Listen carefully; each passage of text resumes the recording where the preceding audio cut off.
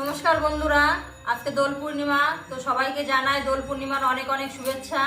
সবাই অনেক আনন্দ করবেন আর রং খেলবেন। তো আজকে খাওয়া দাওয়ার সঙ্গে হবে, রং খেলার সঙ্গে সঙ্গে তো খাওয়া দাওয়াটা দরকার।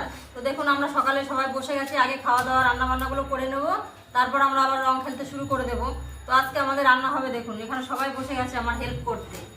এই যে খাসির মাংস নিয়ে এসছে সঞ্জয় দাদা সকালবেলা গিয়ে, আর এখন সেই মাংসের জন্য সবকিছু তৈরি হচ্ছে। কেউ রসুন ছাড়াচ্ছে, কেউ আলু কাটছে, সঞ্জয় মাঝে মাঝে আসতে দেখে চলে যাচ্ছে। তো তাড়াতাড়ি করে রান্না বান্না শুরু করে দিচ্ছি। রান্না বান্না হয়ে গেলে তারপরে দোল খেলবো, আপনাদেরকে দেখাবো সেই দোল খেলাটা। তো আমার সব বুঝে গেছে, রেডি করে আমি রান্না করতে চলে আসছি। এই যে রান্না করছি, কষাই করছি, চারিদিকে মাইক বাজছে। সঞ্জয় কিন্তু খুব ব্যস্ত, একবার ছাদে একবার বারান্দায় গিয়ে দেখছে। কিন্তু যেই না মাংসটা কষাই করছি, একটু সেন্ট পেয়েছে, সেই দেখুন ওর চলে এসছে।